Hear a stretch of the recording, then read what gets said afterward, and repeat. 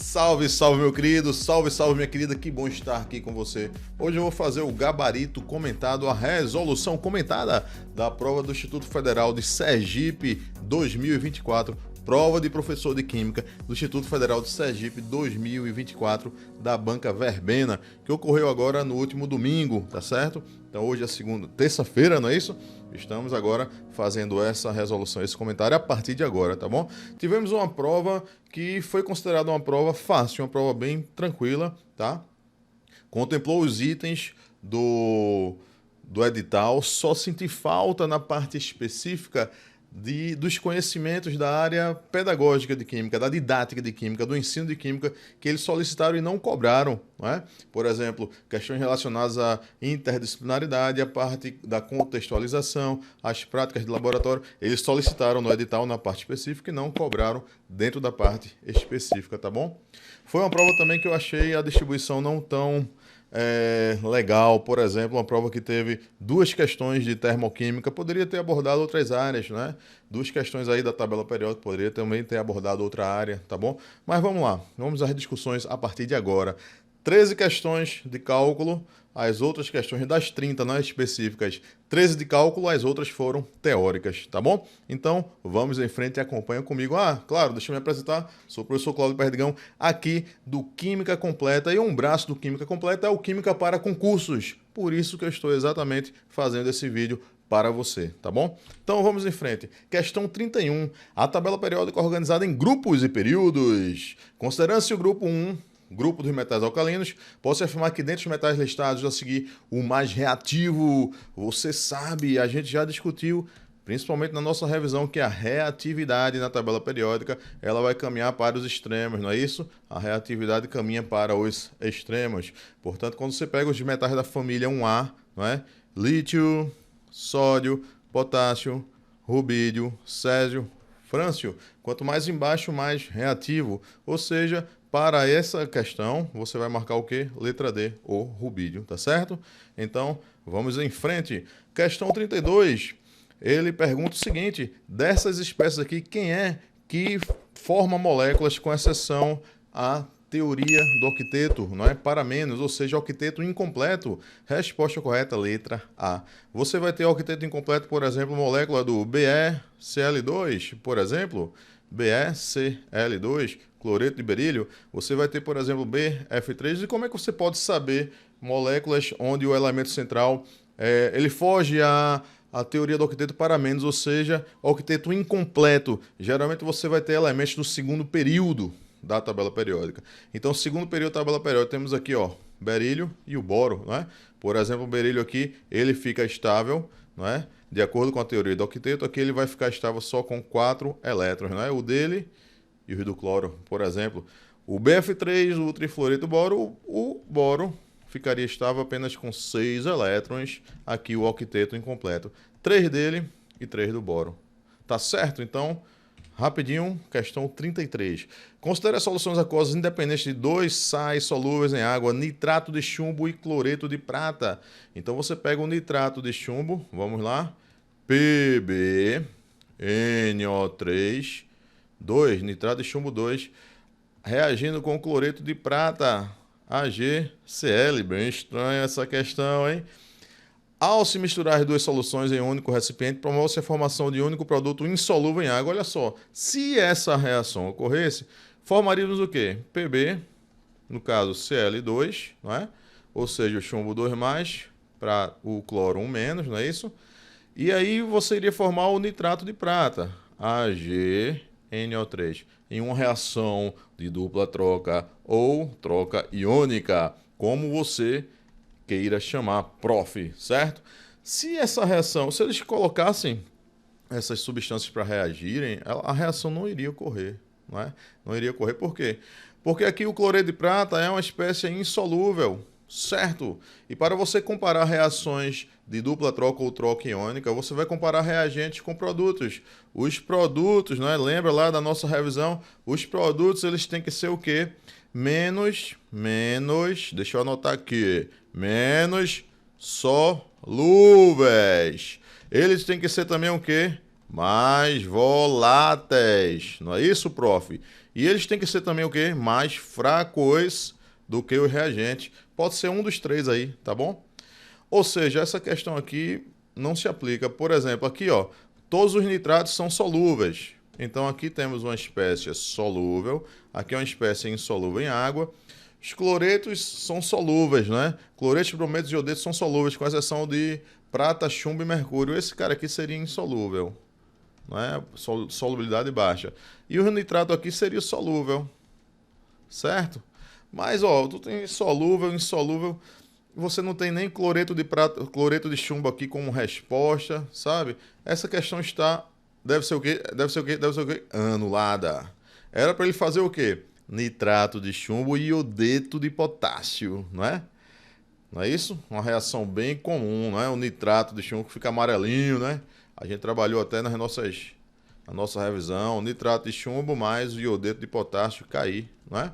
Queria formar aqui, por exemplo, Pb e 2 sólido, não é? Mais 2KNO3, não é isso, prof?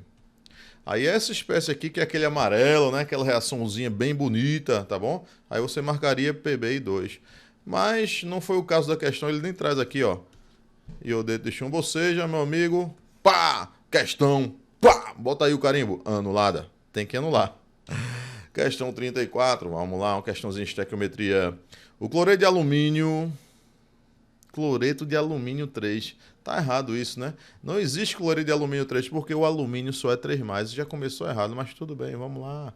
O cloreto de alumínio, AlCl3, é um sal que pode ser obtido da reação entre alumínio metálico e cloro gasoso. Deixa eu melhorar. Alumínio metálico mais cloro gasoso vai formar o AlCl3, que é o cloreto de alumínio, certo?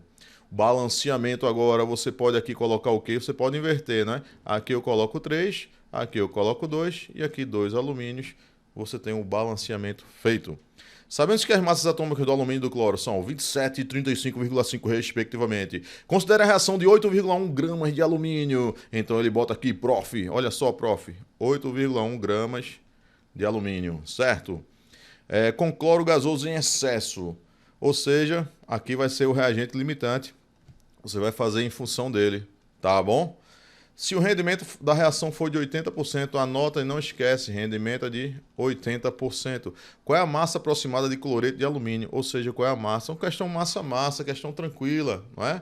Então, como é que você faz? Procedimento padrão. Vamos lá, balanceamento já existe, né? Então, proporção em mols, 2 mols para 2 mols, você vai simplificar. Você vai fazer de 1 para 1, certo? Então, simplificando, tu vai fazer uma questão de 1 mol reagindo aqui, formando 1 mol. Simplifica, certo? O mol do alumínio é quanto, prof? O mol do alumínio aqui vai ser 27. Então, aqui, ó, 27 gramas de alumínio. Vai reagir com o cloreto de alumínio. Quanto é a massa molar do cloreto de alumínio? O alumínio é 27 e você vai fazer 3 vezes 35,5. Então, tu pega 3 cloros, tá? Deixa eu pegar aqui em verde. 3 cloros, 3 vezes 35,5, tá? Que ele te deu aqui, ó. Mais o alumínio, que é 27, certo? Quando você fizer isso, você vai encontrar um total de 133,5 gramas por mol, certo? Então, tu vai pegar um mol dele, que equivale a 133,5 gramas. Perfeito? Agora você joga, ó, a massa aqui, ó, 8,1 gramas, não é isso, prof? X. Então, essa quantidade X vai dar um total de 8,1, que multiplica 133,5 dividido por 27, certo? Essa quantidade X você poderia até fazer assim, ó, seria igual a 81 vezes 13,35, não é? Sobre 27. Pegou aí, prof? Ou seja, 8,1 vezes 33,5 é a mesma coisa que 81 vezes 13,35, para facilitar a tua vida. Por quê?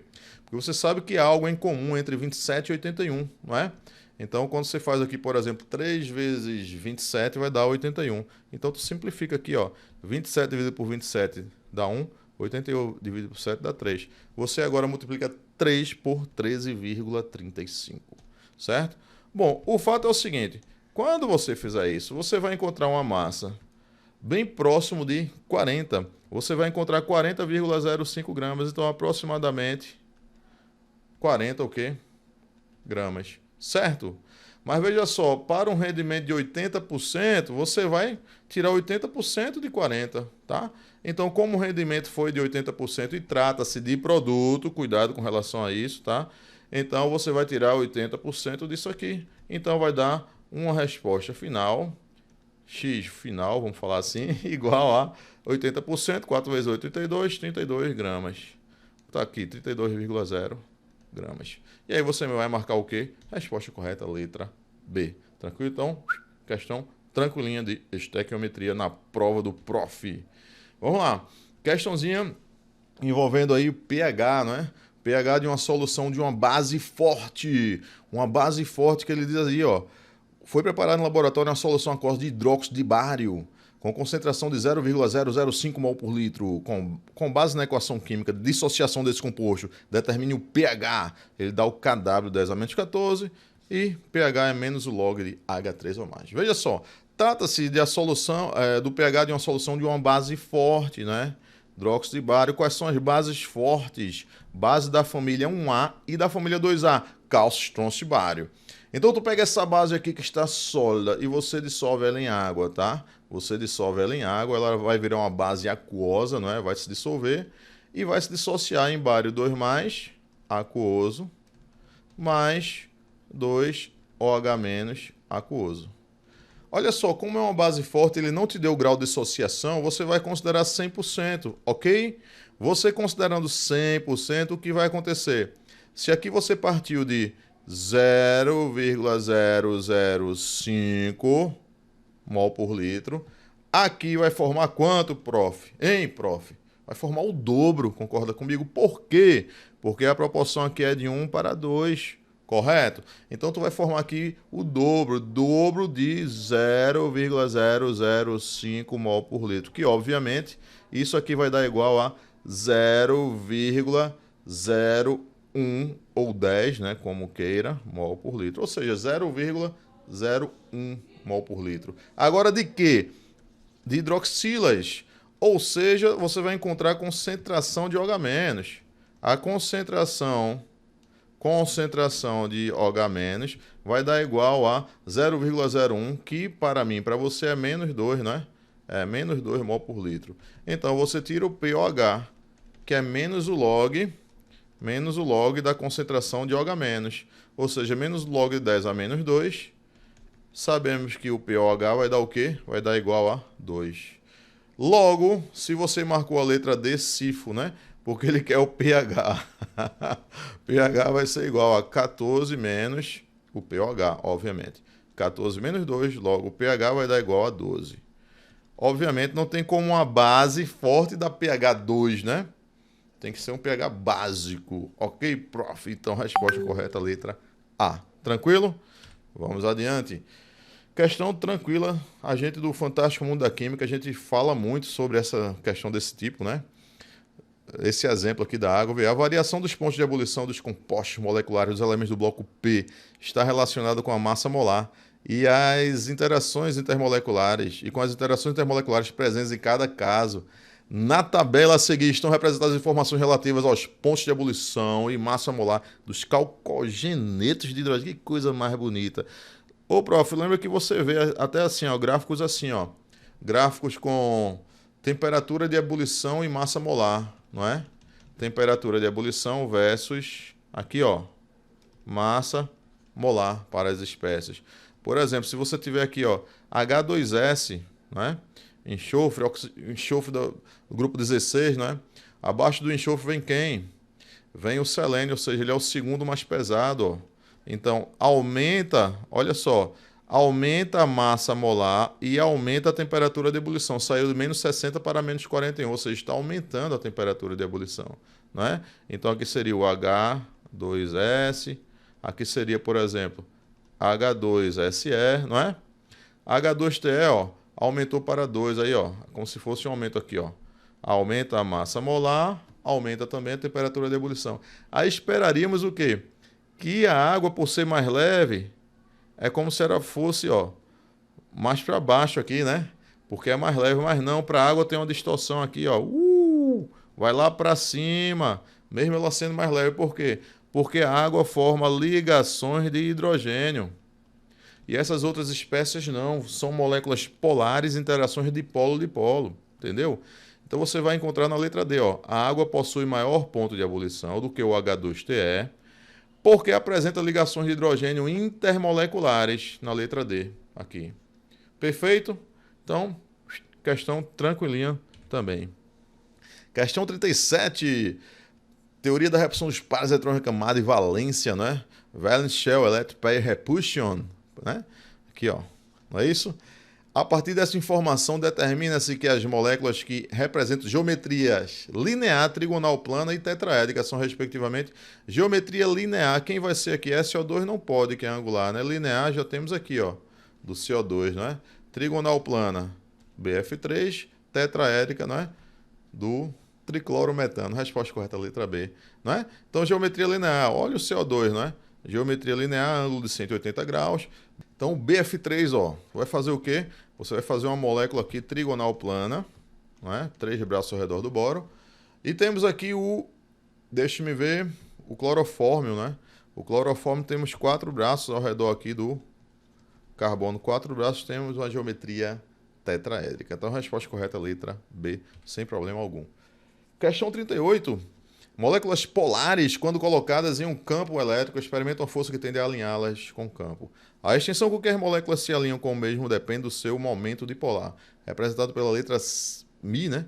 Que é definido como produto entre a magnitude das cargas espaciais e a distância que as separa. A partir dessas informações, determina-se que a ordem decrescente de polaridade. Então ele quer a molécula mais polar, olha só, ele quer a molécula mais polar para a molécula menos polar entre elas, tá bom? Olha só, na letra A ele traz aqui o triclorometano. Então veja só, quando você faz a geometria do triclorometano, você vai encontrar o quê? Uma molécula tetraédrica, certo? Triclorometano. Eu vou colocar aqui, por exemplo, um vetorzinho, essa ligação aqui para frente, né, para te dar uma ideia de tridimensionalidade, e vou colocar aqui, ó, o hidrogênio para lá, tá bom? Veja só, quem é mais eletronegativo aí, ó, o cloro ou o carbono? O cloro, não é? Então essa molécula aqui vai ficar com a densidade negativa de cargas nos cloros, perfeito? Então você tem o quê? Os vetores de momento dipolo do positivo para o negativo. Você vai ter 3 vetores de momento dipolo. Você nota que como resultado desses 3 vetores de momento dipolo, você vai ter um vetor momento dipolo resultante, não é? É como se você tivesse aqui um vetor momento dipolo resultante, um Mi dessas 3, certo? Agora na ligação carbono e hidrogênio, quem é mais eletronegativo? O carbono. Então aqui, ó, o carbono por sua vez vai ficar o quê? Vai ficar positivo, certo? Perdão. O hidrogênio vai ficar positivo e o carbono negativo, certo? Então o que vai acontecer? Você vai ter, ó, um vetor momento dipolo indo do positivo para o negativo, é como se fosse aqui nessa linha aqui, ó, certo? Como se fosse outro vetorzinho, momento dipolo. E esses vetores vão se somar, dando outro vetorzão, entende? Ficou meio estranho, mas você entendeu, né, prof? Ou seja, essa molécula aqui vai ser uma molécula bem polar, que vai ser o triclorometano. Vai ter uma boa polaridade ela, tá certo? Então seria o CHCl3, uma molécula bem polar. Eu tenho que o tetracloreto de carbono é apolar, não é? Então, se é menos polar, ela vai ser apolar no caso, ó. Porque você vai ter aqui, ó, você vai ter aqui as espécies, tá? Todas, digamos assim, os vetores se cancelando entre eles, certo? Então vai ser uma molécula bem apolar.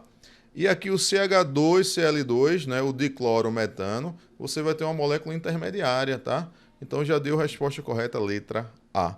Porque ele quer, né, ordem decrescente de polaridade, ou seja, da mais polar para a menos polar, no caso, a apolar. Certo, prof? Então, ficamos aí com a resposta correta, letra A, da questão 38. Vamos para a próxima. Questão 39. Utilizando vidrarias adequadas, um estudante de química preparou em laboratório 500 ml de uma solução aquosa de ácido clorídrico, adicionando-se 21 ml de ácido concentrado em 479 ml de água. O rótulo do frasco do ácido concentrado apresentava as seguintes informações. Ó, ele deu a massa molar, o teor em massa, né, percentual, e a densidade. Com base nessas informações, determina-se que a solução preparada pelo estudante possui que concentração. Olha só, uma questãozinha de diluição, não é? Questão de diluição, você pode aplicar o quê? Concentração inicial multiplicado pelo volume inicial é igual a concentração final multiplicado pelo volume final. Certo? Então vamos lá. Concentração inicial. O volume inicial ele deu para a gente, não é? O volume inicial do ácido foi esse 21. O volume final, soma o 21 com 479 dá os 500 ml. Certo? A concentração final ele pede. Essa concentração final ele pede. Ele quer em mol por litro. Aí, basta eu ter a concentração inicial, né? Essa concentração inicial em mol por litro. A gente fez uma questão bem semelhante na nossa revisão, salvo engano, não foi? Então, questão muito tranquila, tá certo? Você vai primeiro transformar para a unidade de mol por litro, porque ele quer em mol por litro, tá certo? Com isso a gente usa o nosso canivete. Fica muito fácil, né? Nosso canivete, ó. Menina, moleca, dá 10 vezes... mais preocupação. Uma parte do nosso canivete, não é? Vamos usar essa partezinha só, tá bom? Então vamos lá. Essa concentração que a gente vai jogar lá, multiplicada pela massa molar. Olha só, como é o ácido clorídrico HCl, não é? Então aí vai ser 36,5, correto? Então aqui você vai colocar 36,5 multiplicado pela densidade. Foi quanto? 1,2 gramas por ml. Multiplicado por 10, multiplicado pela porcentagem. O teor percentual que foi de quanto? Foi de 37. Olha, prof, nota que eu já conversei sobre isso. Você pode fazer aproximações aqui nesse caso, ó. 36,5 com 37 você cancela. E você vai ficar 1,2 vezes 10, que vai dar 12.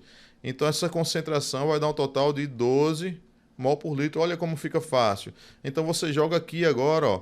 Você traz o 12 multiplicado por 21. Olha que coisa mais fácil. Vai ser igual a concentração final vezes quanto? Vezes 500. Olha que maravilha. Concentração final vai ser... Aí você faz aqui, ó.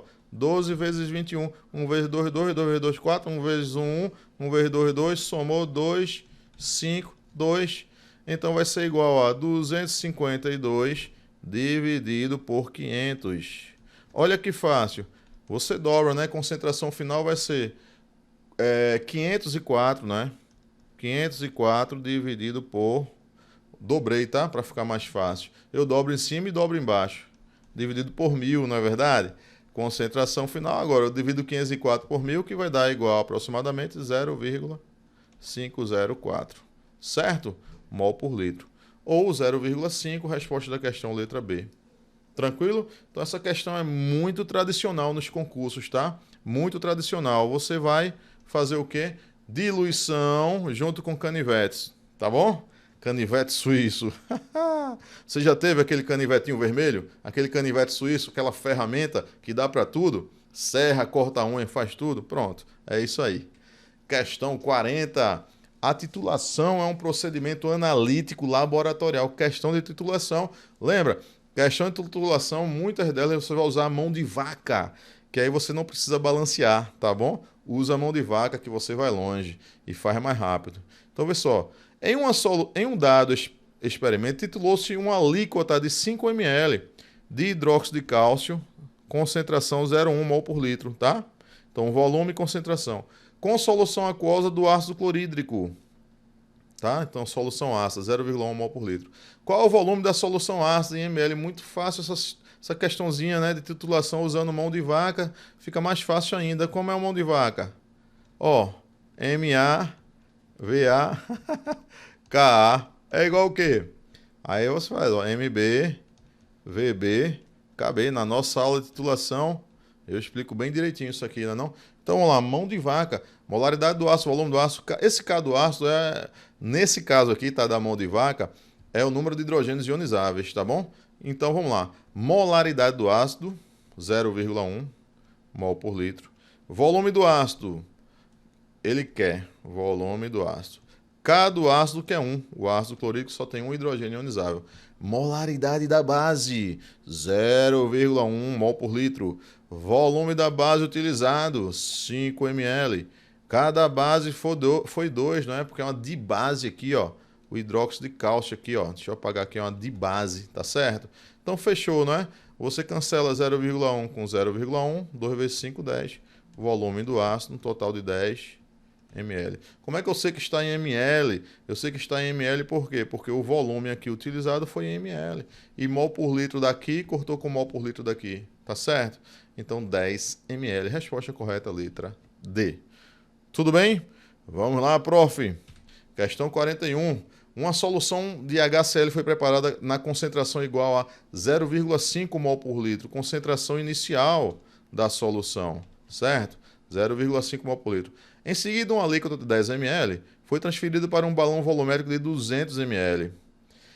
Ao completar o balão volumétrico com água destilada, a concentração de HCl, ou seja, uma questão de diluição, CI vezes VI é igual a CF vezes VF. CI, VI, CF, VF. Concentração inicial foi quanto? 0,5, no caso, mol por litro, tá? Multiplicado pelo volume inicial de 10 ml, tá? Vai ser igual a concentração final vezes volume final, que é 200. Prof, você entende que eu não estou colocando as unidades aqui porque eu estou respondendo a questão como se eu estivesse respondendo para mim, tá certo? Numa sala de aula a gente tem que colocar as unidades para os nossos alunos, tá certo, prof? Me perdoe, tá bom? Mas eu preciso ir mais rápido aqui, tá bom? Então, essa concentração final vai ser um total de, eu vou cancelar esse zero, com esse zero, teremos o 0,5 dividido por 20. Concorda comigo? Então, essa concentração final vai ser um total de... Deixe-me ver como é que eu faço isso. Eu posso multiplicar tudo isso aqui por 5, né? Então, 5 vezes 0,5 vai ser um total de quê? Vai ser um total de 2,5. Concorda comigo? 2,5. E 5 vezes 20 vai dar um total de quê? Vai dar um total de 100.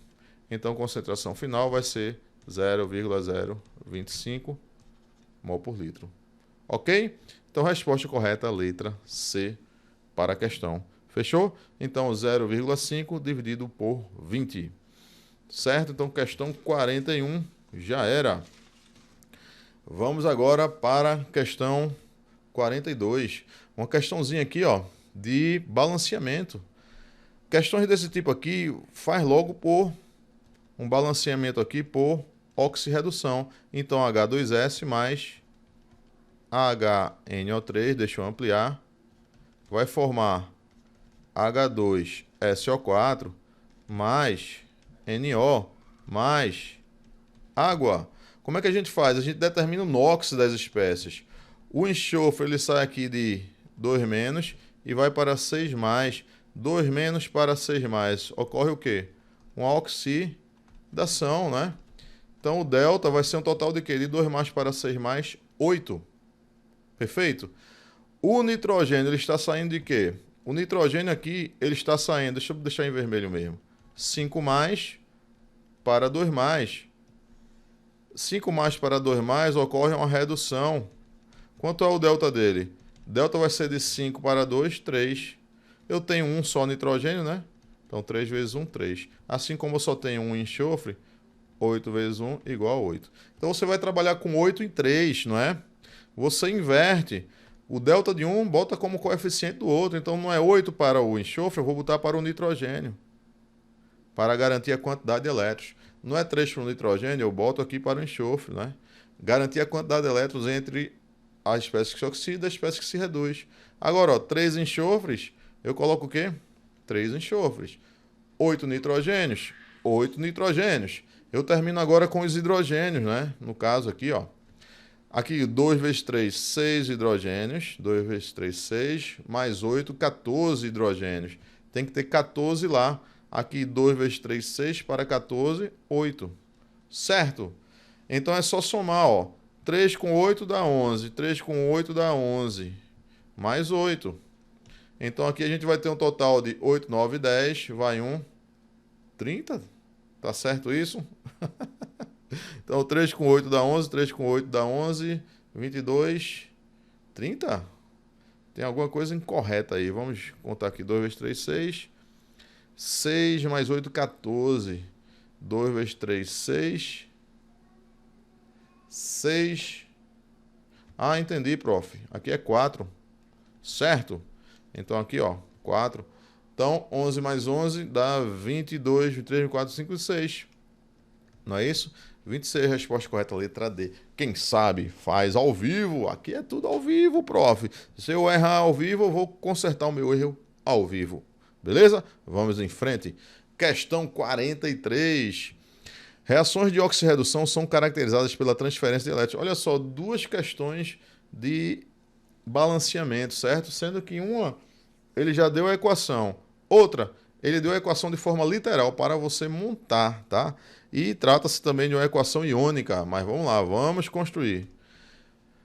Um exemplo desse tipo de reação é que ocorre entre o iodeto e o permanganato. Então você escreve, ó, iodeto e o permanganato, que é o MnO4-, certo? Aquoso, né? Em solução básica. Olha só, ele diz em solução básica, você pode adicionar água de um lado, ó. Eu vou adicionar água de um lado e a hidroxila do outro, tá?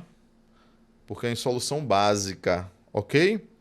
Então, essa solução básica foi importantíssimo.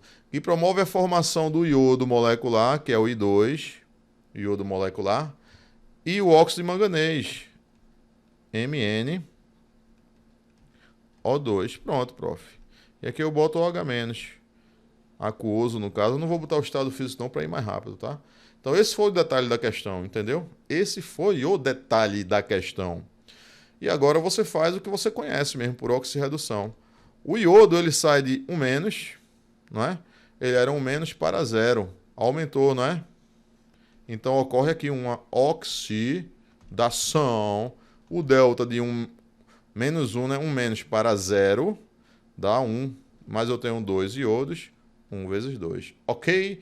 O manganês sai de quanto? O manganês aqui ele sai de 7- para 4-. Concorda comigo? Então, ocorre aqui uma redução. O delta dele vai ser de 7 para 4 dá 3. Multiplicado por 1 manganês dá 3. Então, você vai trabalhar aqui com 2 e 3. Ok? Então, vamos lá. Coeficiente de um... Quanto variou de um, você usa como coeficiente do outro. Então, tu vai usar 3 para o iodo. Em que lado? No lado mais complexo. Eu vou botar aqui, ó. Porque aqui eu só tenho um iodo, aqui eu tenho 2. Eu boto onde tem 2, onde tem mais, tá certo?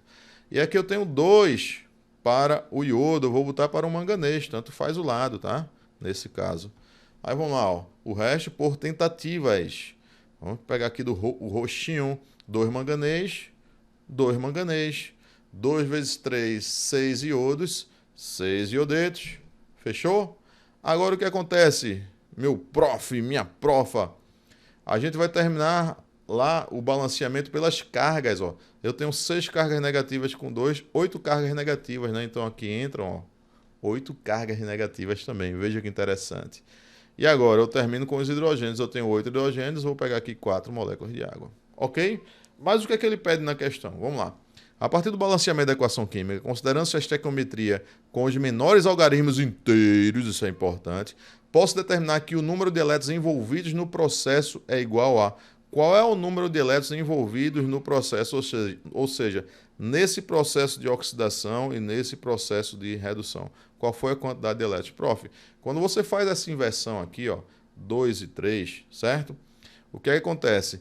Quando eu fiz essa inversão, por exemplo, quem se oxidou variou 2, não é? Quem se oxidou foi o iodeto, certo? Ele variou 2. Mas quando eu multiplico por 3, presta bem atenção, quando eu multiplico por 3, vai dar um total de 6 elétrons, entende? E quando aqui eu multiplico por 2, certo? Para o manganês, dá um total de 6 elétrons, ou seja, 6 elétrons perdidos, oxidação é perda de elétrons, e 6 elétrons ganhos. Você entendeu? Por isso que a resposta correta é a letra C, 6 elétrons envolvidos. Amém? Então, fechou a questão, vamos para a próxima. Questão 44. Essa questão eu achei uma das mais bonitas da prova, sabe? Mais inteligente, mais inteligentezinha da prova. Eu gostei dessa questão. Já fiz várias e várias questões de cálculo de fórmulas. Essa foi um pouco diferente das que eu já tinha feito e eu gostei por causa disso. Vamos lá. O ácido acetilsalicílico, popularmente conhecido como AAS, é um composto formado por átomos CHO. Sabemos que ele possui 60% de carbono. Veja só, 60% de carbono. E que 18 gramas do composto tem 4,8 vezes 10 a 23 átomos de hidrogênio. Determine a sua fórmula mínima. Veja que interessante. Então, prof, eu vou fazer assim. Eu pego o composto aqui. Olha um pedacinho do composto. Esse composto eu vou dizer que ele tem 100 gramas. Certo? 100 gramas do composto. Se esse composto, que é o AAS, tem 100 gramas, vamos lá. Tudo vai partir daí. Eu vou achar a quantidade de carbono, que é 60%, não é? Obviamente, 60% de 100 dá um total de quê? 60 gramas. Carbono tem um total de 60 gramas. Por quê? Porque ele é 60% em massa. Logo, eu vou achar o número de mol de carbono, que vai ser 60 dividido por 12, que dá um total de 5 mol do carbono. Ou seja, eu já descobri que esse composto é o quê? C5 para o carbono, ok? Vamos descobrir agora para o hidrogênio. Vamos lá. O hidrogênio, olha o que ele falou. Ele falou que 18 gramas do composto tinha essa quantidade de átomos de hidrogênio. Então, eu vou fazer uma proporcionalidade. 18 gramas tem um total de quê? 4,8 vezes 10 elevado a 23 átomos. Certo? De hidrogênio. Mas eu tenho que comparar para quanto? Para 100 gramas do composto. Então, 100 gramas do composto vai ter quantos átomos? X. Ok? Então, agora eu faço meio pelos extremos. Essa quantidade X vai dar um total de quê? Vai dar um total de, deixa-me ver, 4,8 vezes 10 elevado a 25, né? Ou, se você quiser, você faz 480 vezes 10 elevado a 23, né? Ou seja, o 100 vezes 4,8 dá 480, dividido por 18. Concorda comigo? Isso é o quê? São átomos de hidrogênio, certo? Mas vê só, eu quero transformar isso em mols. Isso é para, né? Isso aqui eu já fiz para 100 gramas do composto. Eu quero transformar para mols. Eu vou fazer por análise dimensional. X vai ser igual a 480. Eu vou trazer para cá, tá? Só por conta do espaço mesmo. Vezes 10 elevado a 23 átomos. Só trouxe para cá para baixo, tá bom? Ou melhor, 480 vezes 10 a 23 sobre 18 átomos. Eu quero transformar isso para mols. O que é que eu faço? Eu faço uma relação aqui, ó. Fazer uma relação. 1 mol corresponde a 6 vezes 10 elevado a 23 átomos. Entendeu? Ou você faz a sua regra de 3, tá? Ou seja, 1 mol são 6 vezes 2 vezes 10 a 23. Essa quantidade X, beleza? Eu faço assim porque eu uso muito análise dimensional na minha forma de resolver, tá bom? A gente discute isso no nosso curso, né? Como isso facilita. Eu vou cortar o 10 a 23 com 10 a 23 e eu vou ficar, ó, 480 dividido por 18 dividido por 6, certo? Quando você faz esses cálculos, sabe quanto é que tu vai encontrar? Você vai encontrar um total de 4,44 mol. Olha que interessante. Mol de átomos de hidrogênio. Então você já sabe que o hidrogênio é 4,44. Veja só que interessante, prof. Vamos achar agora o oxigênio, né? Já achei o hidrogênio, vamos achar o oxigênio. Vamos lá. Para eu achar o oxigênio, eu vou trazer para cá, tá? Vamos achar o oxigênio. Presta atenção. Se eu tenho 100 gramas do composto, olha só, 100 gramas do composto, eu tenho 60 gramas de quem? 60 gramas foi de carbono. E eu tenho 4,44 mol de hidrogênio, sendo que a massa do hidrogênio é 1, não é? Ou seja, vai dar 4,44 o quê? Gramas, dado que a massa do hidrogênio é 1. Ou seja, significa dizer que 64,44 gramas é com relação a quem? É com relação a carbono e hidrogênio. E o resto vai ser com relação ao oxigênio. Então você descobre a massa do oxigênio, perfeito? Então a massa do oxigênio vai ser um total de 100 menos 64,44. Certo? Ou seja, você descobre que a massa do oxigênio vai dar um total de 35,56 gramas. Ok? Com isso, você acha o número de mol do oxigênio, que vai ser 35,56 dividido pela massa molar dele, certo? Dividido por 16. O oxigênio é 16. Onde você vai encontrar que isso aqui é 2,22. Olha que interessante. Mol. Você encontra oxigênio 2,22. Perfeito? Daí o que é que você faz? A regra é clara. Quando você não tem números inteiros, a regra é clara. Você vai dividir pelo menor deles. Você vai dividir por 2,22. Não é não? Quando você fizer isso, prof, vê que legal. Tu vai encontrar o carbono um total de 2,25. O hidrogênio vai dar um total de 2 e o oxigênio vai dar um total de 1. Certo? Então você já livrou quem? Oxigênio e hidrogênio. Falta você resolver o carbono, não é? Ou seja, quando você não consegue chegar em números inteiros, você vai multiplicar por um fator que chegue. Esse fator para chegar vai ser um total de quanto? Vai ser um total de 4.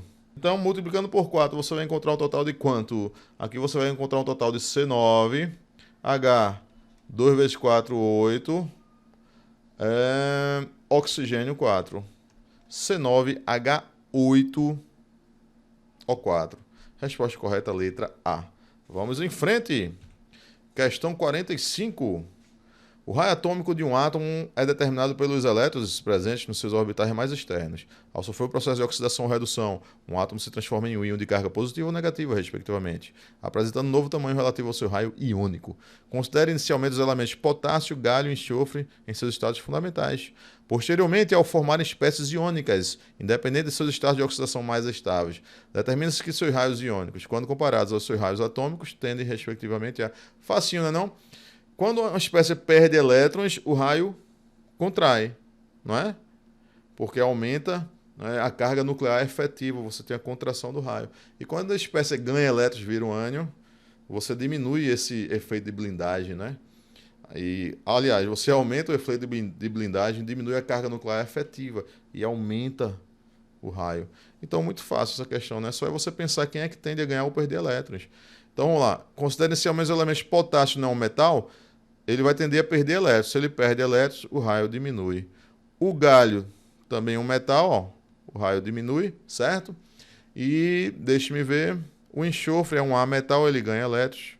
Quando ganha elétrons, o raio aumenta. Então, diminui e aumenta. A resposta é a letra B, sem emoção, tá? Sem nenhuma emoção essa questão. Questão 46, uma questão de termoquímica. Lei de Hess cai muito nas provas, né?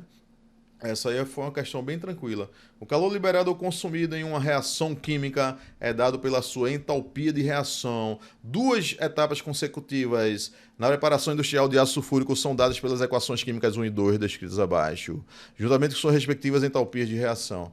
Com base nesse dado, qual é o valor da entalpia da reação 3? Olha só. Ele dá a equação 1 e 2 para você achar a 3. Facinho, né? O que é a 3? É a global, então. 2SO2 mais O2 formou 2SO3. Você visita as de cima. Vamos lá. Eu preciso ter 2SO2. Quem é que tem SO2? A de cima. Sendo que está do lado dos produtos. Eu tenho que trazer para o lado do reagente e tenho que duplicar ela, né? Então, ó, eu vou inverter. Eu vou inverter a equação 1, tá? Eu vou inverter e vou também duplicar, certo? Então eu vou inverter, ó. Eu vou pegar aqui, ó, 2SO2 gasoso, né, invertendo e duplicando, formando 2S sólido mais 2O2 gasoso. Quando eu inverter, fica positivo, mais 300. E quando eu duplicar, fica mais 600, ok? Kilojoules por mol, certo? Ok, resolvi o caso do 2SO2. Vamos resolver o caso do SO3. Já está resolvido aqui, ó. 2SO3 já está resolvido na segunda. Então eu somo com a segunda. Então eu vou conservar a equação 2. Conservo 2 enxofre sólido mais 3O2 gasoso. Muito também sem emoção essa questão, não foi? Formou 2 SO3 gasoso. Trabalhamos bastante na nossa revisãozinha, né? A gente acertou várias questões que ia cair. Então, ó, menos 800 kJ por mol, certo? Aí eu somo aqui, ó. Uou! Não é? Quando eu somo, o que vai acontecer? Eu vou cancelar aqui, ó. Eu cancelo 2 enxofres com 2 enxofres. 2O2 aqui, com 2O2 sobra 1O2 aqui, né? Então eu chego no que eu queria, não é isso?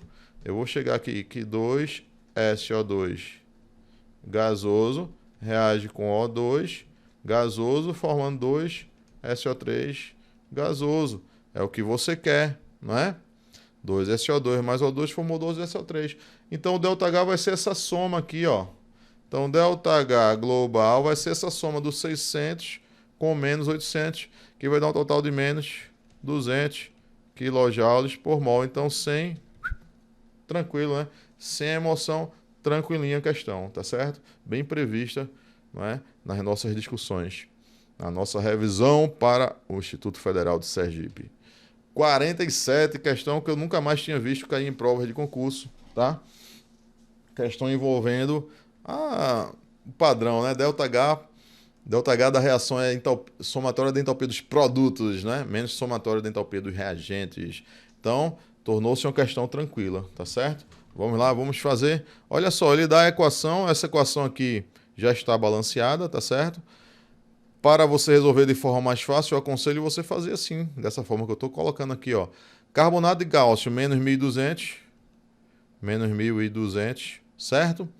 2HCl, olha só, aquele arredondou para facilitar a nossa vida, eu gostei por causa disso, olha, arredondou. 2HCl, HCl é 200, né? Tu vai fazer 2 vezes 200, dá menos 400, tá bom?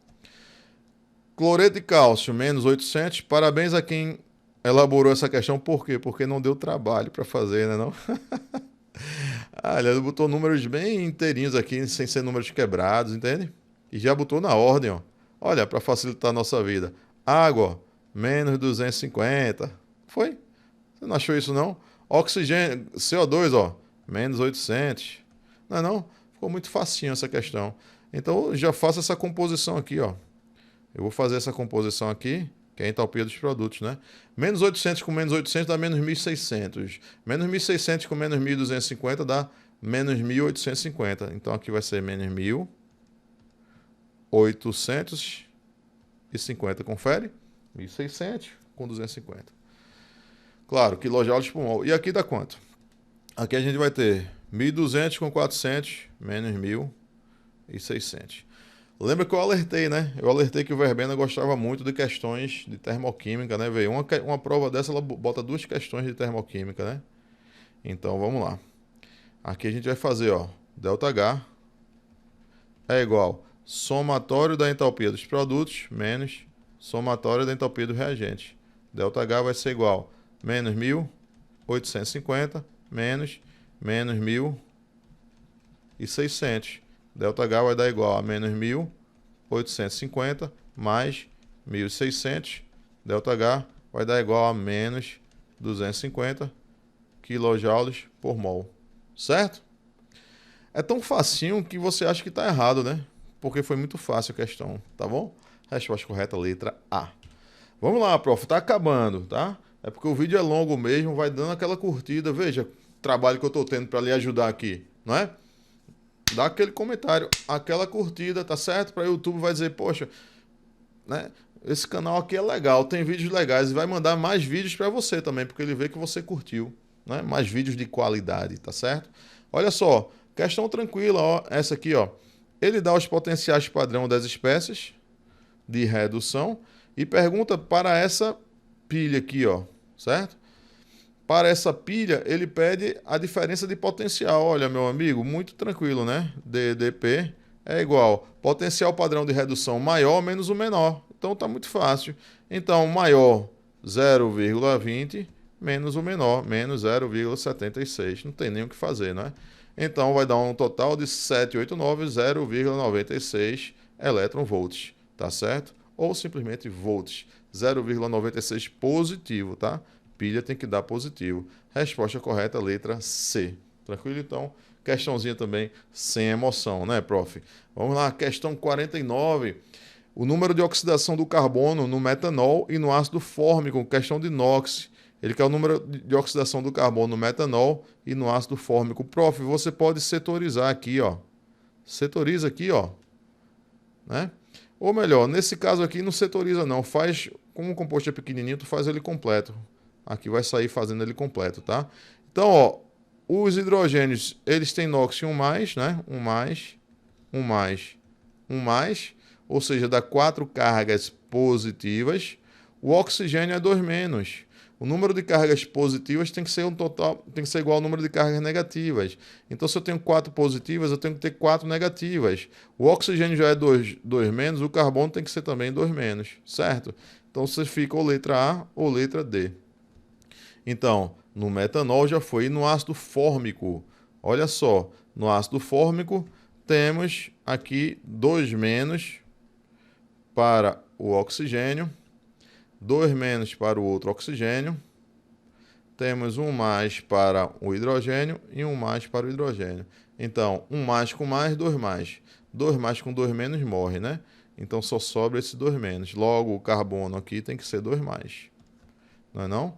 Por quê? Porque a soma de todas as cargas tem que dar igual a 0. Ok? Sai de 2 menos para 2 mais, resposta correta, letra A. Também sem emoção, né? Questãozinha sem emoção, né? Vamos embora. Questão 50. Uma indústria metalúrgica muitas vezes utiliza células eletrolíticas para realizar reações que não são espontâneas sem aplicação de corrente elétrica externa. Qual é a corrente elétrica em Coulomb por segundo necessária para produzir 40 gramas de cálcio metálico a partir de cloreto de cálcio fundido durante o processo de eletrólise, que dura, olha só, 1 vezes 10 a quarta segundos, certo? Ele dá a constante de Faraday, eu não gostei dessa constante. Por que eu não gostei dessa constante? Porque a constante de Faraday não é essa. A constante de Faraday é 96.400 e... 96.600 e alguma coisa, que arredonda para 96.500 Coulomb, tá? Até ontem, um Faraday correspondia a 96.500 Coulomb. Não sei se mudou de ontem para hoje, né? Mas era 96.500 Coulomb. Não sei porque o cara colocou 9,5. Isso atrapalha tanto o concurseiro. O concurseiro já acha estranha a questão, entende? Mas vamos lá. Como é que você faz? Nas nossas aulas eu discuto que questões de eletrólise, você vai fazer como se fosse de estequiometria. Fica muito fácil, né? Então você vai ter aqui, ó, o cálcio 2+. Quando você faz a eletrólise, você vai reduzir ele, né? No cátodo. Você reduz ele para o cálcio metálico. Olha que fácil. Então você tem a proporção de 2 mols de elétrons para 1 mol do cálcio, ok? Então veja só, sendo que o cálcio, meu querido e minha querida, é 40 gramas, certo? O cálcio é 40 gramas. 1 mol dele já vale quanto? Já vale 40 gramas, entendeu? Aí o que é que ele quer? Ó? Qual é a corrente elétrica em Coulomb segundo necessário para produzir 40 gramas? Eu vou precisar de uma corrente elétrica, corrente elétrica que passa por essa, digamos assim, por essa quantidade de tempo, né? ΔT. Ele traz aqui um ΔT de 1 vezes 10 a quarta segundos. Então tá feita a questão, não é? Por quê? Porque ele quer, a corrente elétrica. Corrente elétrica vai ser igual ao quê? A quantidade de carga sobre ΔT, não é verdade? Logo, a quantidade de carga, ou seja, a corrente elétrica, perdão, vai ser a quantidade de carga 2 mols de elétrons. Cada mol é quanto? Cada mol é 90, de acordo com essa questão, 9,5 vezes 10 a quarta. Cada mol. Concorda comigo? Se você tem 2 mols, você vai ter o quê? 2 vezes 9,5 vezes 10 a quarta. Concorda comigo? Então, essa quantidade de carga aqui é igual a 2 vezes 9. Cadê? 9,5 vezes 10 a quarta Coulomb, ok? É o que você vai jogar aqui, ó. Muito facinho essa questão, ó. 2 vezes 9,5 vezes 10 a quarta Coulomb. Beleza? Tranquilo. Agora o que é que ele quer? Ele quer a corrente, eu vou botar o tempo aqui, ó. O tempo que vai ser 1 vezes 10 a quarta segundos, certo? Olha como ficou fácil. 10 a quarta, corta com 10 a quarta. Você vai ter 2 vezes 9,5, certo? E vai ser igual a 2, 9, 18 e 1, 19.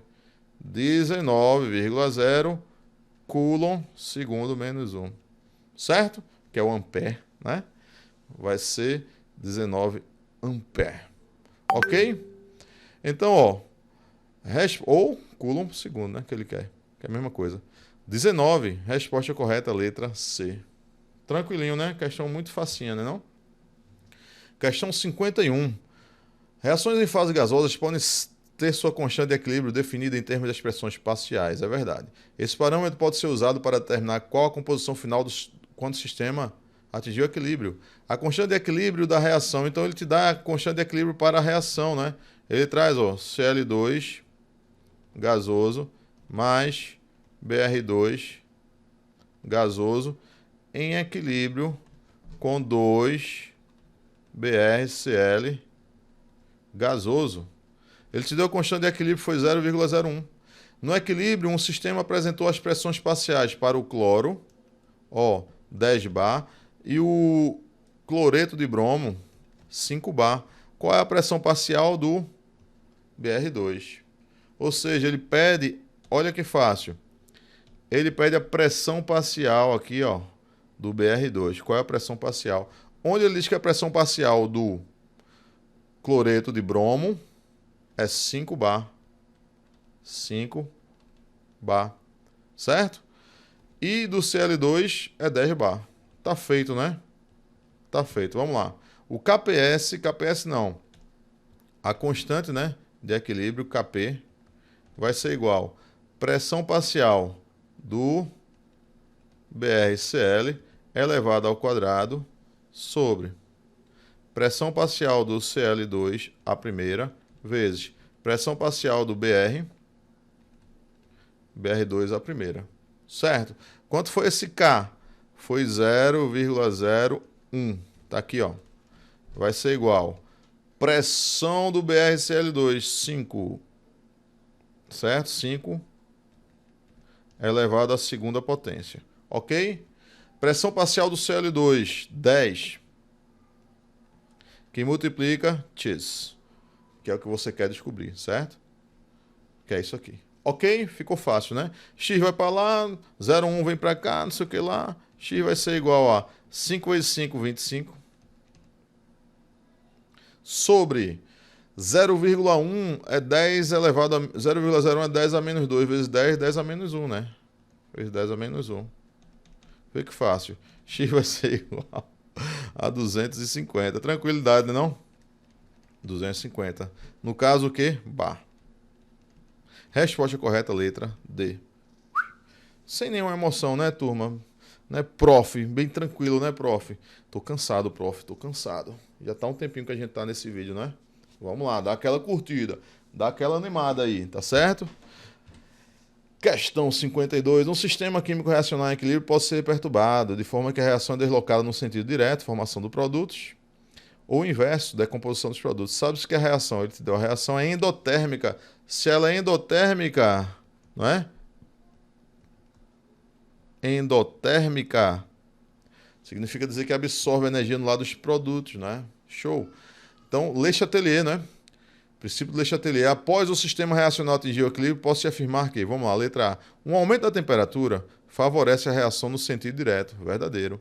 Quando aumenta a temperatura, desloca o equilíbrio para o lado endotérmico. Enquanto um aumento da pressão favorece a reação no sentido inverso. E a pressão? Veja só. A pressão você vai ver pelo número de mols gasosos. Está balanceado. Ó, é de 1 para 1, formando 1 e 3. Ou seja, eu tenho 4 mols gasosos. 4 mols gasosos, e aqui eu só tenho 2 mols gasosos. O aumento da pressão desloca o equilíbrio no sentido do menor número de mols gasosos, portanto, no sentido inverso. A letra A está verdadeira. Ou seja, se aumentar a temperatura, vai para o lado endotérmico, e se aumentar a pressão, vai para o lado dos reagentes. Nesse caso aqui, tá? Porque tem 2 mols gasosos, tá?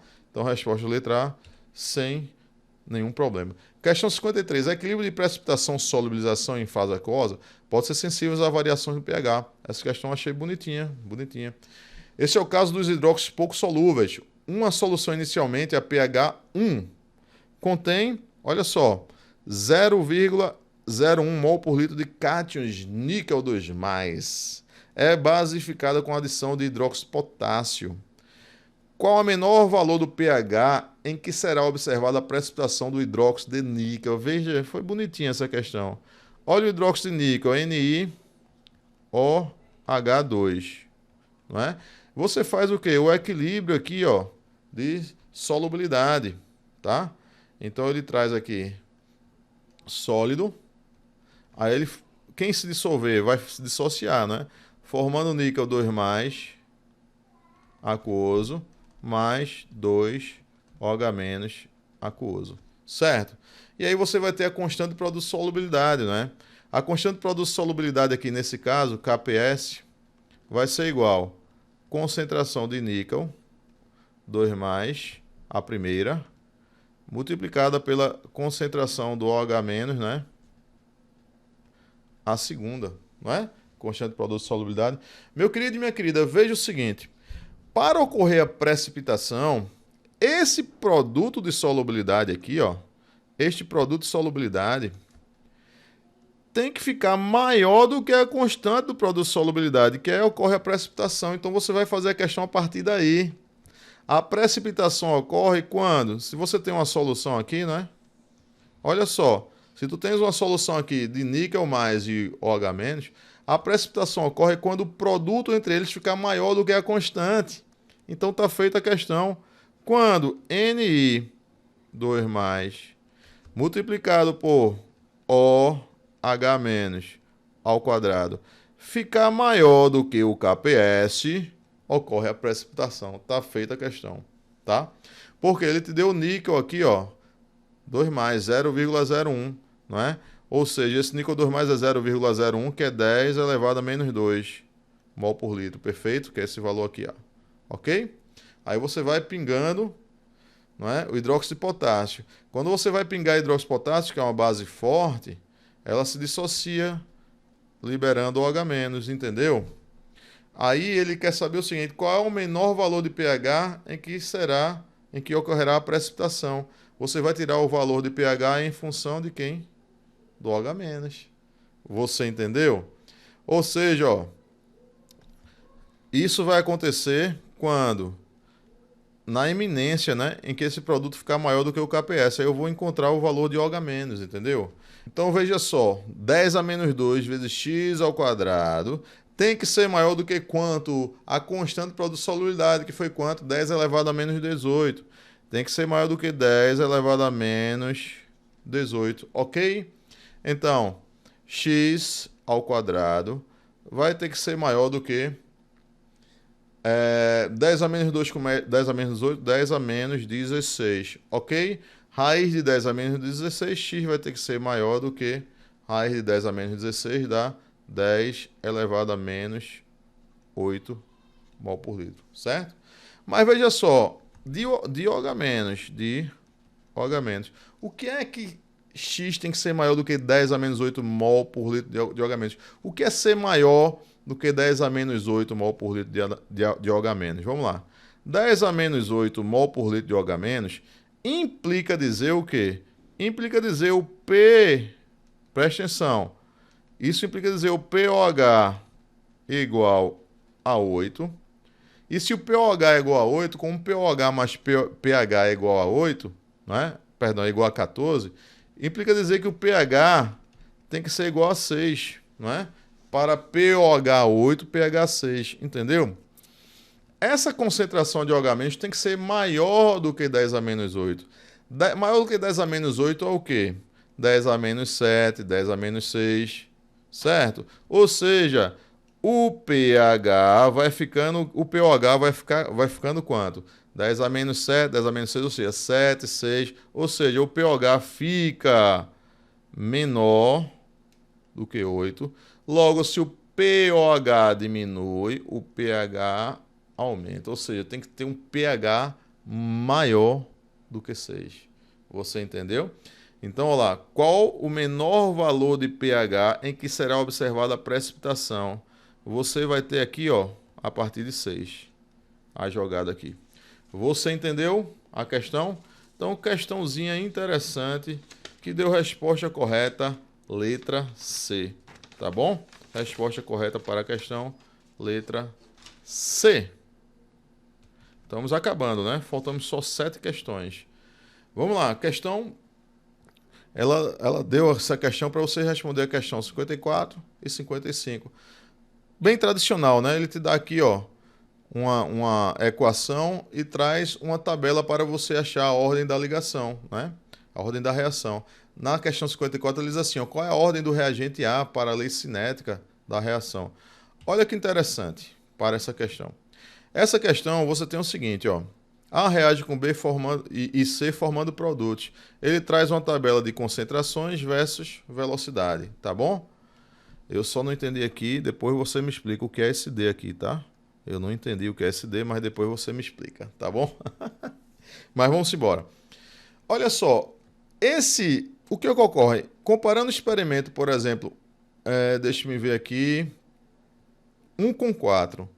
1 com 4, A permanece constante, B permanece constante, né? C varia, né? Ó, C variou. O que ocorreu com a velocidade? Não mudou. Se C varia, se eu mantenho A e B constantes, C varia e a velocidade não muda, significa que é ordem 0 com relação a C. Ou seja, a reação com relação a C é ordem 0. Já anotou aí? Você nem precisa se preocupar com ele. Então, só vou me preocupar com A e B, percebe? Vamos lá. Entre os experimentos 1 e 2, B permaneceu constante. A dobrou, né? Olha a velocidade. A velocidade dobrou. Então, significa que a ordem da reação com relação a A, já descobri, vai ser 1, tá? Estou fazendo aqui de uma forma mais fácil, tá bom? Agora eu vou achar a ordem da reação com relação a B. Deixe-me ver. Eu posso comparar aqui, ó, experimento 2 e 3. A permaneceu constante, né? Ó, no experimento 2 e 3, ó, A permanece constante. B dobrou. Olha a velocidade. A velocidade saiu de 4 para 16, certo? Ou seja, dobrou. Aqui a velocidade ficou 4 vezes maior, né? 4 vezes 4, 16. Quando isso ocorre, o expoente é quanto? A ordem de velocidade é quanto? É 2. Ou seja, você descobre facilmente que V vai ser igual a K vezes concentração de A primeira, vezes concentração de B, A segunda, vezes concentração de C elevado a 0. Qualquer número elevado a 0 é 1, né? Então, você pode desconsiderar. Porque 1 no produto aí vai ser um número neutro, né? Então, você só fica com essa ordem aqui, ó, da reação. Tá bom? Aí você responde aqui, ó. Qual é a ordem do reagente A? O reagente A foi 1, de primeira ordem, ó. Resposta letra B. Questão 55. Qual o valor da constante de velocidade da reação? Em milimols por litro por segundo. Ou seja, para você fazer isso, ó, você tem que pegar a lei de velocidade e aplicar em algum experimento, entendeu? Eu vou aplicar logo no primeiro, ó. Eu vou trazer, velocidade foi quanto do primeiro? 2, certo? Pode até anotar, ó. Milimol, né? Então, só um momento. Milimol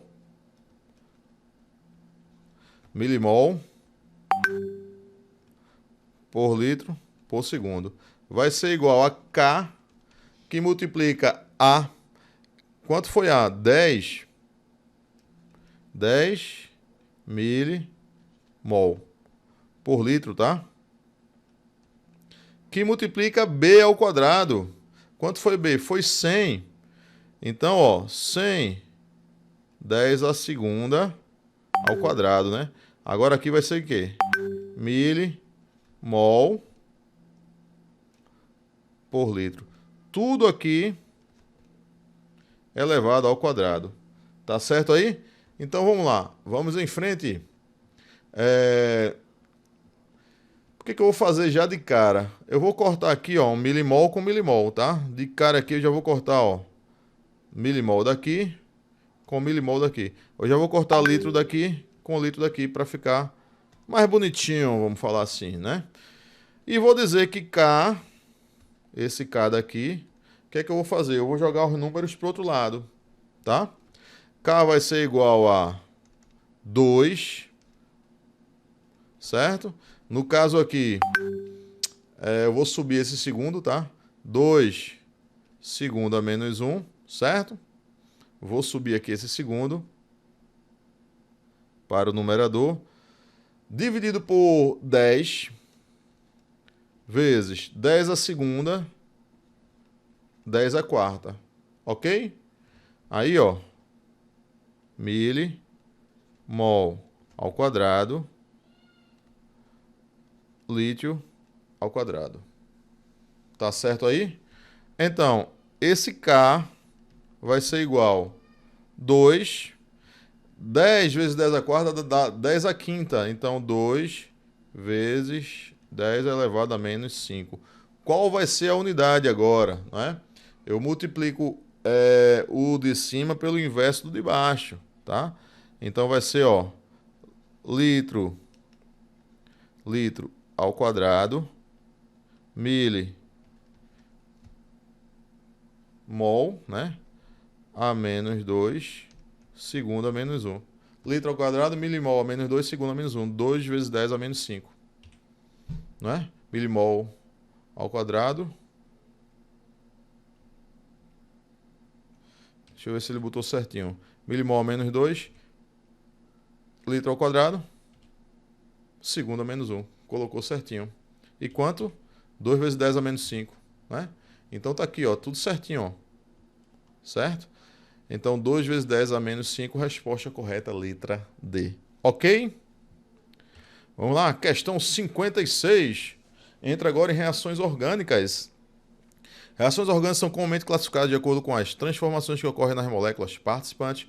Como pode ser classificada a reação acima? Veja só, nessa reação, percebe que você tem um álcool, né? Um álcool transformado aqui, nesse caso aqui, em uma acetona, né? Então você tem aqui uma reação de oxidação. Percebe que esse carbono aqui, ó, ele foi oxidado. Vai aumentar o NOx dele, ó. Se você quiser determinar o NOx dele, você pode até isolar aqui esses carbonos, ó. Então oxigênio 2 menos, hidrogênio 1 mais, né? 2 menos com mais dá 1 menos. Esse carbono está saindo aqui do NOx 1 mais.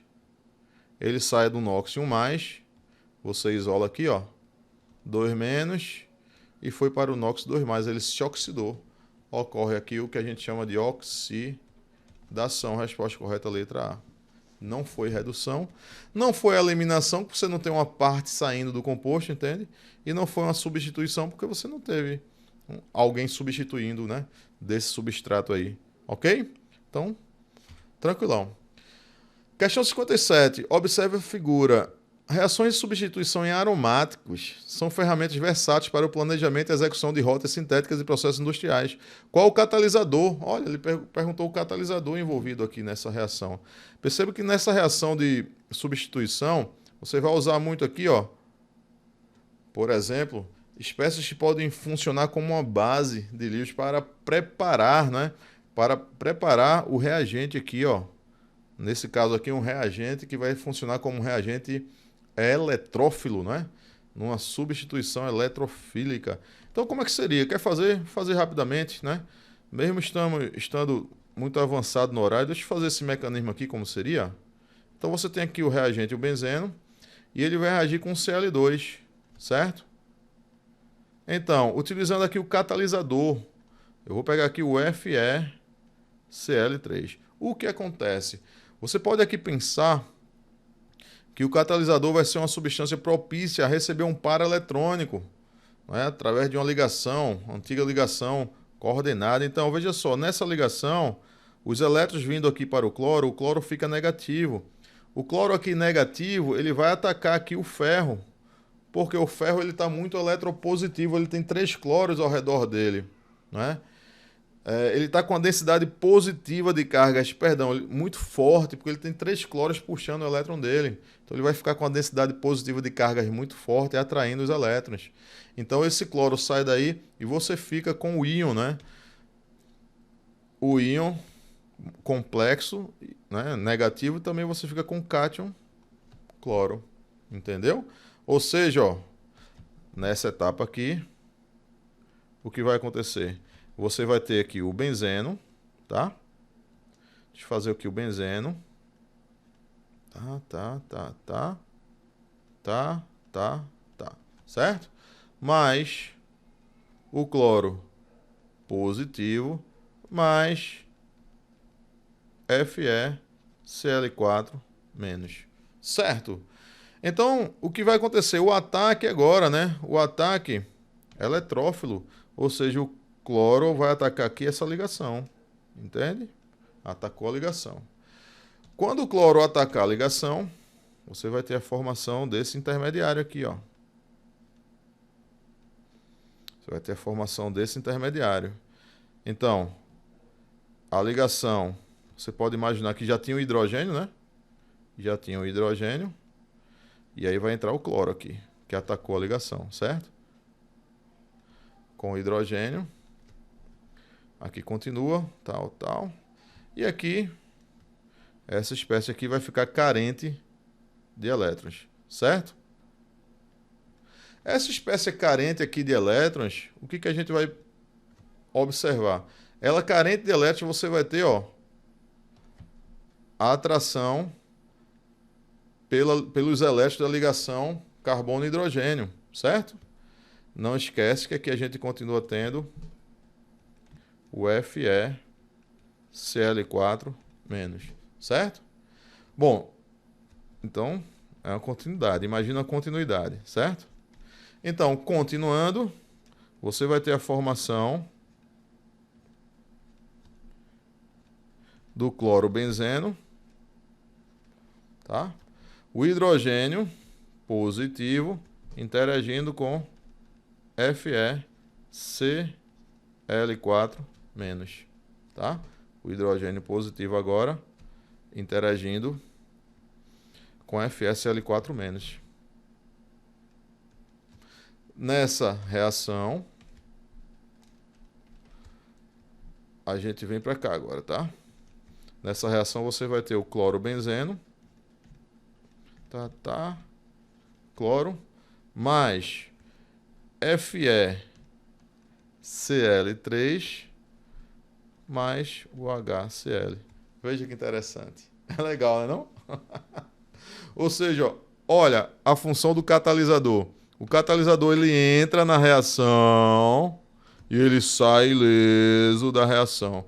Por isso que a gente pode dizer que essa reação ocorreu aqui na presença do catalisador, né? Por exemplo, FeCl3 e formou também o quê? HCl. Entendeu? O hidrogênio saiu e houve a formação aqui do ácido clorídrico. Ok? Então, resposta da questão aqui, ó, letra D. Questão 58, uma questão da parte de isomeria, né, que estava lá no edital, da parte de isomeria aqui, ó, não caiu apenas uma questão, né, raspando a isomeria, vamos falar assim. Compostos quirais possuem isômeros que, apesar de terem exatamente os mesmos elementos de ligações, não podem ser sobrepostos por causa da disposição espacial.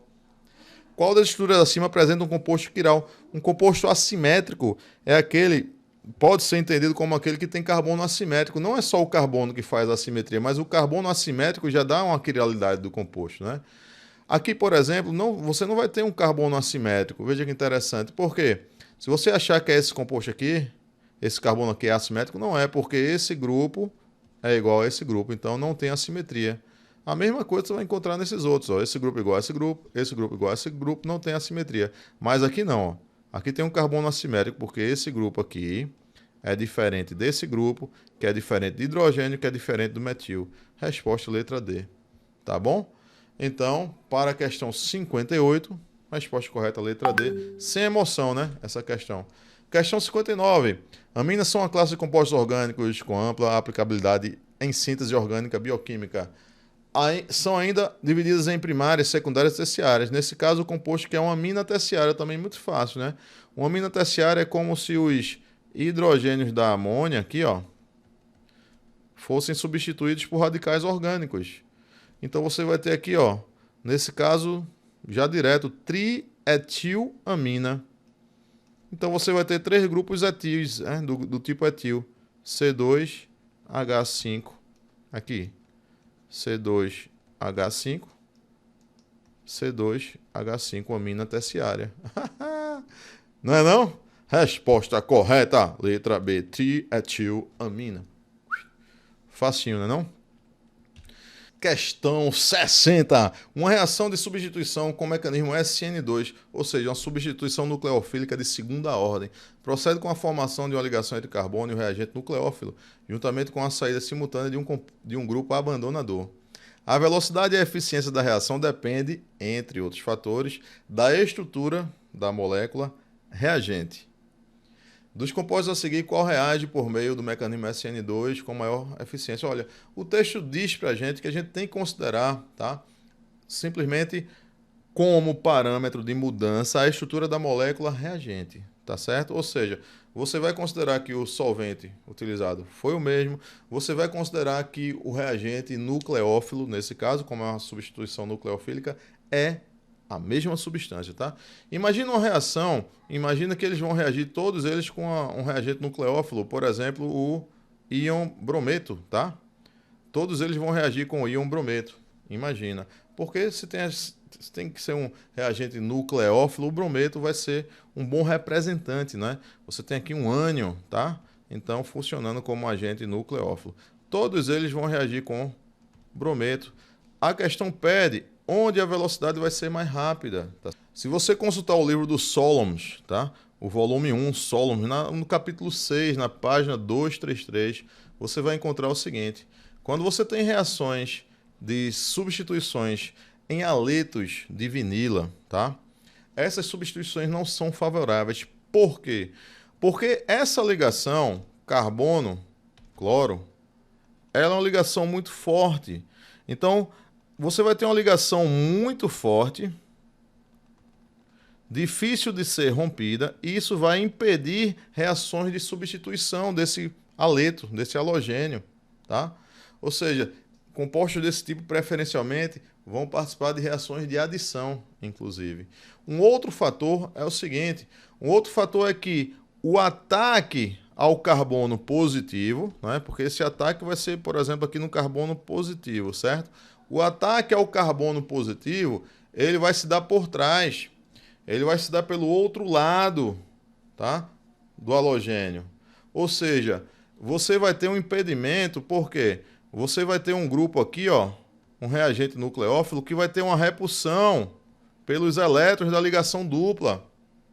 Então, isso vai dificultar reações de substituição quando você tem halogênios ligados aqui diretamente a carbonos que contém dupla, tá bom? Então o que é que você faz? Você abre as estruturas, ó. Pega aqui a letra A, letra B, letra C, ó. 4-cloro-1-buteno. Então você tem 1, 2, 3, 4, certo? Você vai ter aqui, ó, o 4-cloro-1-buteno. Eu vou colocar aqui a ligação, tá? A ligação dupla. E você vai ter aqui o 4-cloro, ou seja, aqui o cloro, certo? Na letra B, você vai ter 1 cloro, 1 buteno. Então, você vai ter aqui, ó, 1 buteno, certo? 1 buteno e você vai ter aqui 1 cloro, certo? Na letra C, você tem 1 cloro, 2 buteno. Então, aqui você bota o buteno, 2 cloro, aliás, 1 cloro, e você vai ter aqui o 2-buteno, certo? 1 cloro, 2-buteno. E na letra D, você vai ter o 2 cloro, 1 buteno. Então, 1 buteno e 2 cloro. 2 cloro aqui entrou. De cara, quem é que você já anula aí? De cara, você não pode, né? Você não vai ter uma reação rápida. Na verdade, a reação não vai acontecer de substituição na letra D. E não vai ocorrer na letra B. De cara você já exclui essas, certo? Agora você vai comparar as letras A e C, certo? Sendo que aqui, meu querido e minha querida, você tem que pensar em algo dessa forma, ó. Você tem que pensar em algo tridimensional. Você vai ter aqui o carbono, que está ligado a quem? Deixa eu botar um espaço maior aqui. O carbono que está ligado ao cloro. Eu vou botar aqui o cloro para frente, tá? Você vai ter, ó, carbono e hidrogênio, aqui ligado ao cloro, ligado aqui a outro hidrogênio e ligado a esse radical, tá? O radical que estaria aqui para trás, tá? Quem seria o radical? CH2. No caso aqui, CH, dupla ligação, CH2, certo? Ocorre o seguinte, ocorre que o brometo, aqui o carbono positivo, né? Ligação polar. O brometo vai atacar, ó.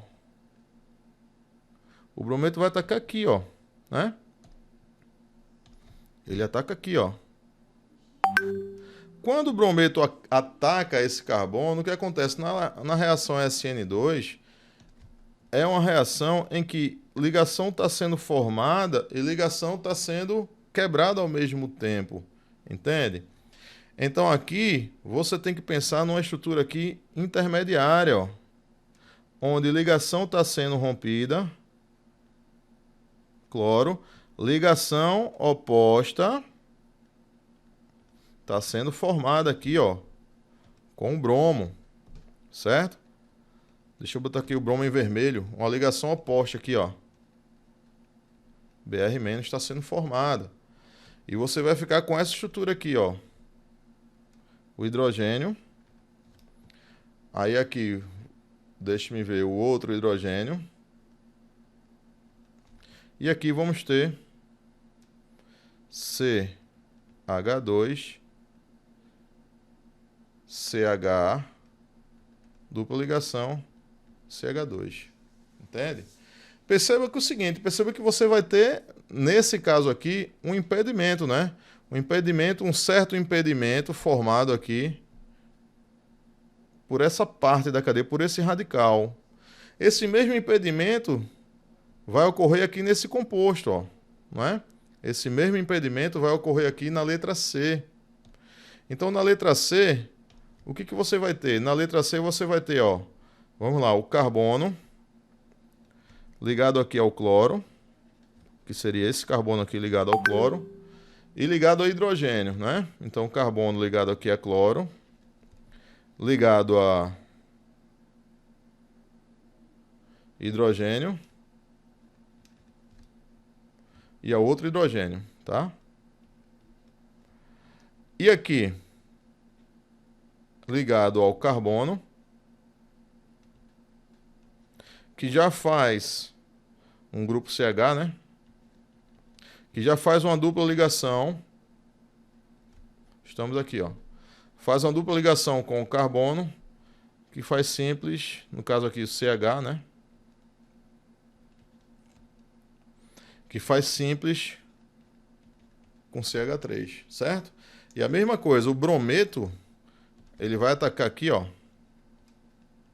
O brometo, ele vai atacar esse carbono aqui, sabendo que o carbono ele está o quê? Positivo, certo? Por quê? Cloro negativo puxa elétron do carbono. Vai formar a estrutura intermediária também, certo?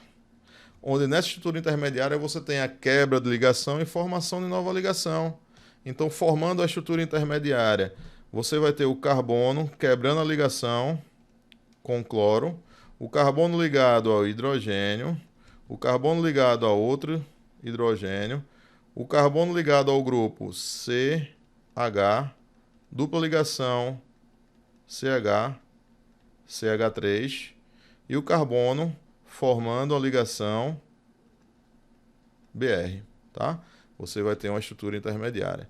E aí, meu amigo e minha amiga, você vai agora, ó, julgar entre essas espécies aqui, né? Entre essas espécies, qual é o mecanismo que vai ser um mecanismo mais fácil, o mecanismo da letra A ou o mecanismo da letra C? Como resposta da questão, temos aqui, ó, marcado pela banca, a letra C como resposta da questão, tá certo? Muito embora, na minha avaliação, eu penso o seguinte, eu penso que a ligação dupla aqui, ó, é uma ligação que está mais afastada, tá? Essa ligação dupla está mais afastada aqui do carbono positivo. Como essa ligação dupla está mais afastada do carbono positivo, a repulsão que ele vai exercer com relação ao bromo, no meu entender, vai ser uma repulsão menor. Então, eu ficaria tendencioso a marcar aqui a letra A, tá? Eu ficaria realmente tendencioso a marcar a letra A. Mas aí eu digo para você que é necessário mais estudos, tá? A respeito dessa questão 60, para que a gente possa chegar numa conclusão mais validada, tá bom? A resposta dada pela banca foi a letra C. Vamos pensar em outras possibilidades também. Tá bom? Tudo certo, meu querido, minha querida? Espero que tenha dado para esclarecer como foi a prova, tenha dado para você dar uma revisada aí em alguns temas importantes. Se você não foi bem na prova, se você estava estudando, estava se preparando e não foi tão bem na prova, não se preocupa não, tá certo? Você está no processo, se apaixone pelo processo, tá bom? E não desista, continue, prof. Você vai conseguir a sua aprovação. Pode não chegar agora, mas vai chegar. E você que já saiu bem, vamos lá para a segunda etapa, tá bom? Foi bom estar com você. Um grande abraço e não esqueça, você é show. Chega!